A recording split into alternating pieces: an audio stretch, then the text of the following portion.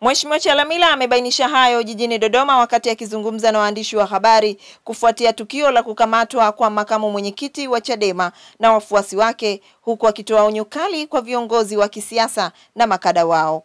Tunapogeuza viunga vya Kariakoo kuwa ni maeneo ya mikutano ya kisiasa, inaweza ikapelekea kuleta vurugu, jambo ambalo tunaweza kusimamisha biashara na taifa likakosa kodi. Ukiruhusu tabia hizi ambazo si sawa, tunaweza siku moja tukajikuta mikutano ya hadhara inafanyikia makanisani, mikutano ya hadhara inafanyikia misikitini.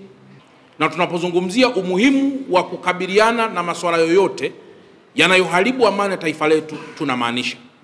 Na kwa mantiki hiyo, muda sio mrefu tutatoa taarifa rasmi kuhusiana na maeneo yote ya msingi ambayo hayaruhusiwi hata kidogo kuweza kufanyia mikutano ya hadhara.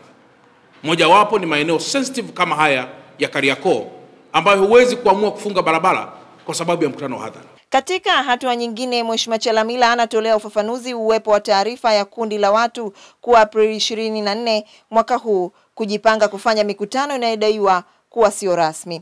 Bado kuna watu wanaendeleza kauli mbiu ya kwamba watakinukisha.